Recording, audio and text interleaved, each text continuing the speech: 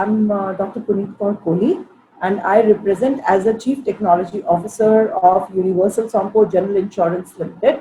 And I have around 25 years of work experience, and I represent the financial services, and I'm responsible for doing the digital transformation, innovation, and running the technology segment for Universal Sompo General Insurance as a whole. The business models are that, like, we have the marketing are the channels which are responsible to get business with us. So we have our bank assurance with basically three main public sector banks: Indian Bank, Indian Overseas Bank, and Karnataka Bank. We also have a major share from Sompo Holdings, which is Japan based. So the entire model lives of that, we have also the rural crop model as well.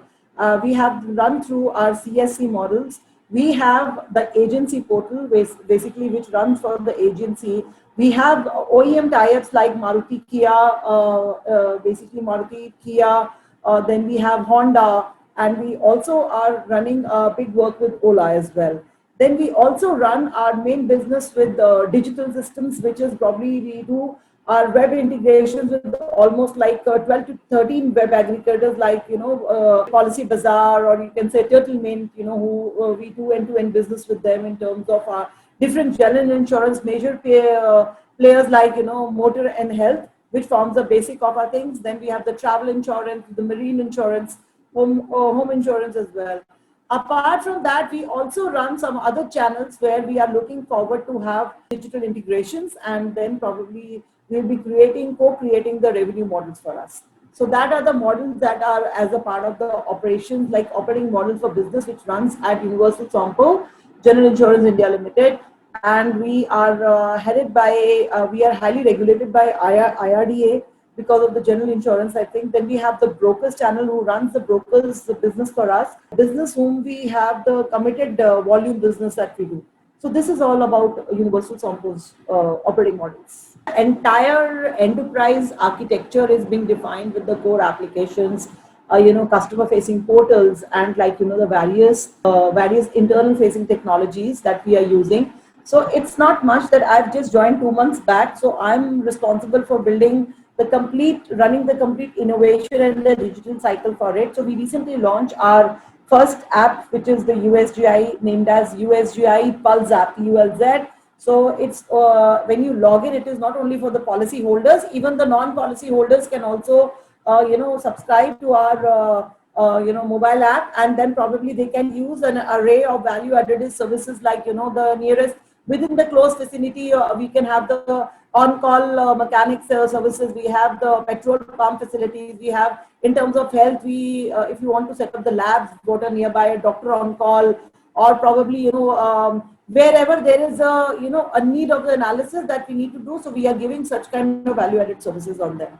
So it is a complete bouquet of, insurance wallet that we have given in our Pulse app. So you must go and see that. Then we are also doing some technologies on the web portals, like, when we do the bank assurance business, then we have all the customer and the, B2B and B2C models of these internally or externally developed applications. Then we are highly on the GC, basically, which is basically Genesis systems, where the complete policy login and things are being taken care. We have the call centers, which are giving 360-degree, view of the things. Now, with the advent of the total digital transformation, which we're talking about policy 360 or customer 360-degree, so we are revamping our technology belt. Will be front-ended with one of the CRM solutions, which will be integrated end-to-end from onboarding till service management. We will also be giving the device agnostic and technology agnostic approach as a convenience to our partners ecosystem, then our sub agents, basically our employees and our customers, basically, which would be in form of any device. You can access our portals or web-based services, be it like mobile mobility, or be it basically through tab or a laptop or desktops, and even on the, watches like iWatches, and also both the things will be available. So as far as the end-to-end automations are concerned, where no manual intervention would be required, so we are heavily utilizing robotics process automation. So we did a very advanced level, process discovery where, the claims or the underwriting or probably the operations end to end, and even the finance and accounts will be all integrated into one common robotics process automation systems.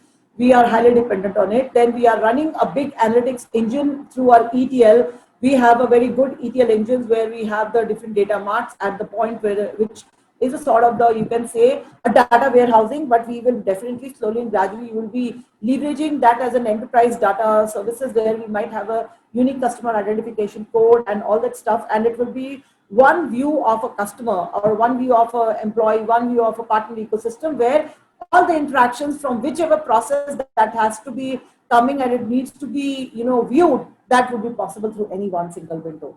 And the backend, we are using analytics on top of it, artificial intelligence based robotics, or the robots which, talk about customer engagements. And we have recently launched for motor claims an AI powered bot which is giving a lot of, customer centricity approach. It gives you a lot of engagements. So these are some of the new initiatives that we are doing, and like, maybe this particular year of 2021 would be something, the year of innovation and pragmatism for us. So my roles and responsibility as a CIO is basically, to basically enable business. So technology is just my tool. So what I do, I understand the core business models. I sit down with all my business stakeholders, be it different channel heads, maybe different departmental head, what is expected of me, the channel head, the department head, the zonal head from the branch or operations perspective, or from the technology landscape and a board perspective, whether be it information security, cyber security. So it's about like, building up the core applications, giving convenience to my customers, whether it is internal or external in the B2B or B2C model, or B2B to C model, which is business to employees and employees to, the customers. So it is that is a kind of B2B or B2C model.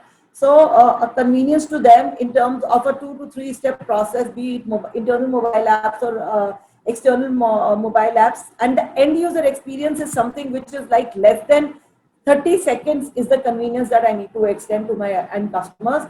And the backend hosting has to be so robust that when my stakeholders challenge me in terms of like, we want to launch the product as early as 72 hours or the 4 days kind of thing. So my backend infrastructure should be ready, and, and embedded with it should be as a service of information security and data, which should has to run. So it's the convergence of people, process, technology, and data, which will talk, and it will be, basically it will be reaped in the due course. And I would also like to leverage smart decision engines, which will be powered by artificial intelligence and deep learning. First of its kind is like the Teams, the implementation of Teams, the model of Zooms and the webs. Basically, doing your in-person meetings after the lockdown and the pandemic situation, you conducting your huddles, you doing your board meetings, and everything is like all virtual. The flexibility of working from anywhere is what pandemic has taught us, right? Though there were practices in some of the companies where like once in a week work from home culture was acceptable, but nobody knew that work from home would become as the new normal very soon. And I think so nobody will be able to get away with. So the days where you have to need a physical intervention is something which is substituted by virtual, virtual presence now.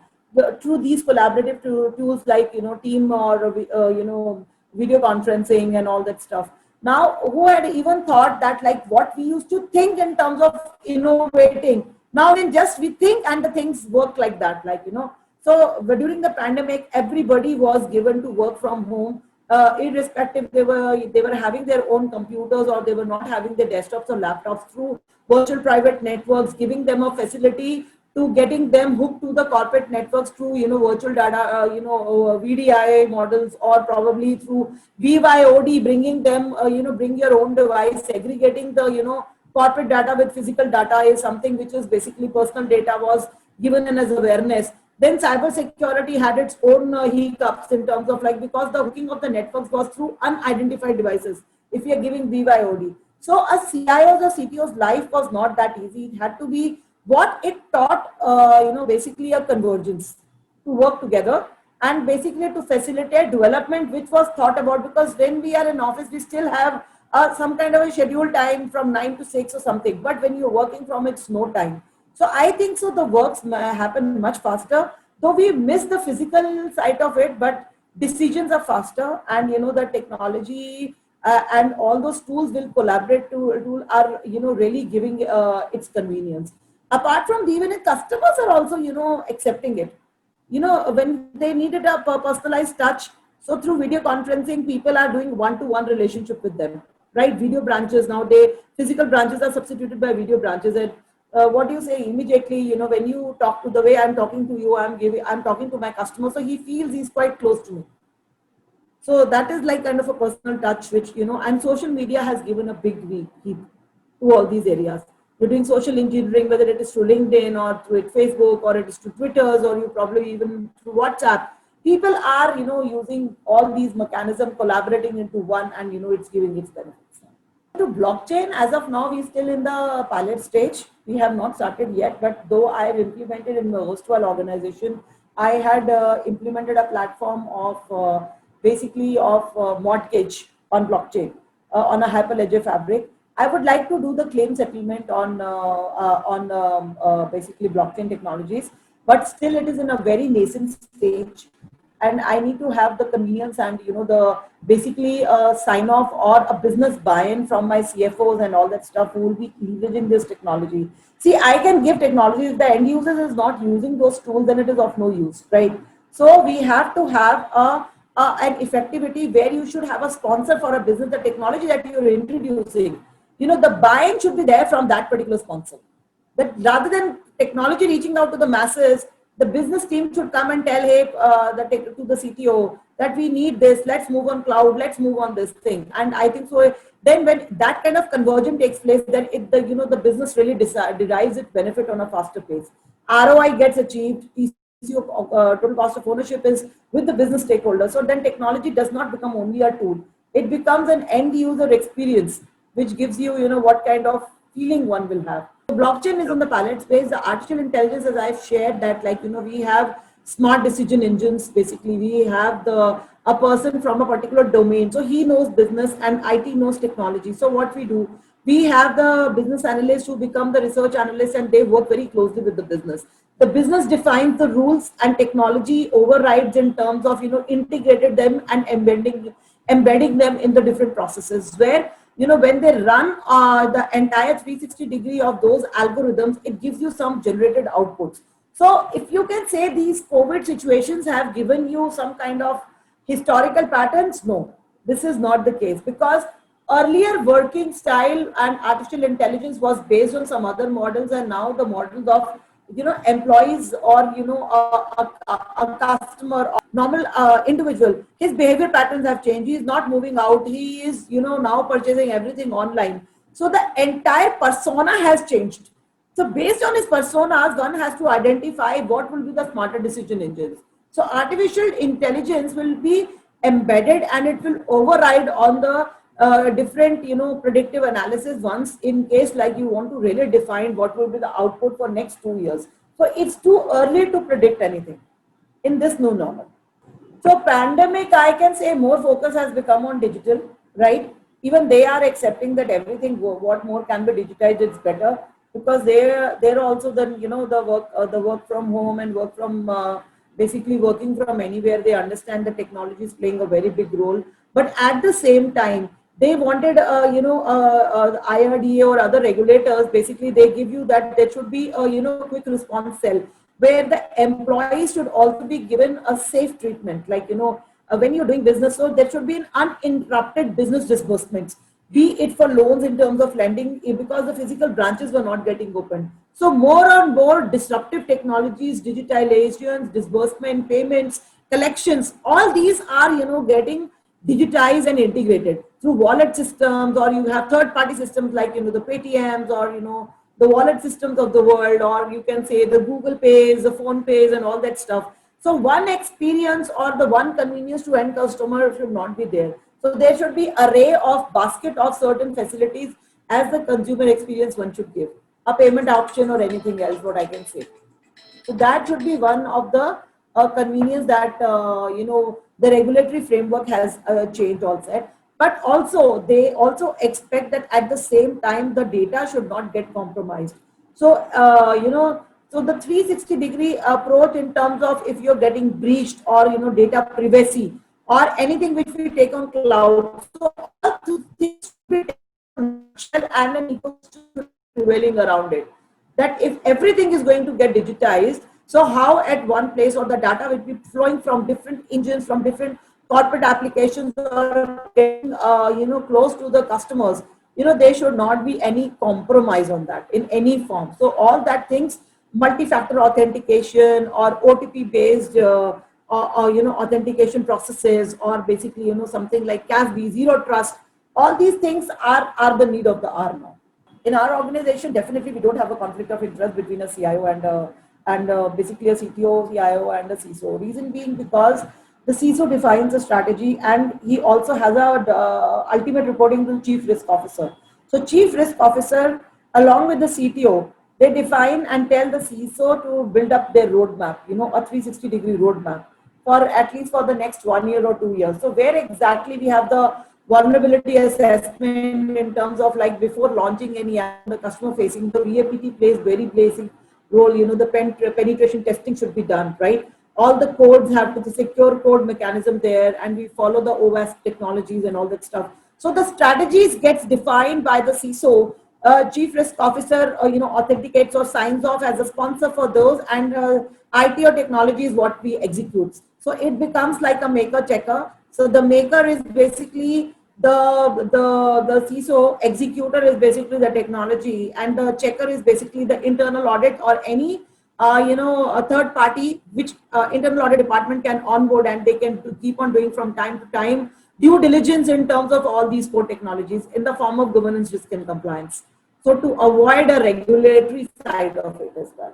Cyber is something where it's the need of the hour. It's a top-down approach. It's not only some information security department's responsibility. It becomes an enterprise security responsibility where each custodian is having their data. All stakeholders work with their data. So a data law, which is like a data committee, should be formed within an organization where the custodians should be all head of the department, and they should be responsible for the data which they are owning. And in case they want to run in terms of slicing and dicing and making some different decisions in terms of data, so they should be knowing what kind of data quality they have in their different department, which runs and gives you an attributes to the business.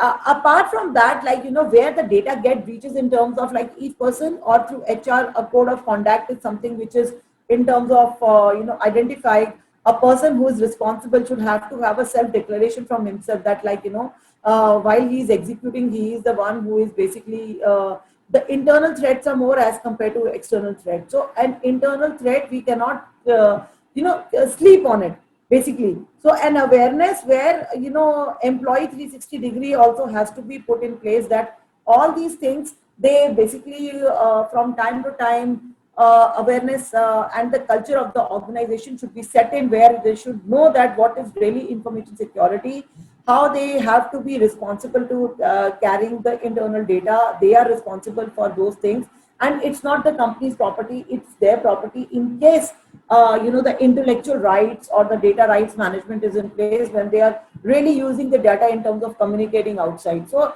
everybody should not only, it's not about deploying number of tools, a set targets in terms of an awareness maturity level of the organization. All framework put together talks about the enterprise risk management and a cyber security awareness.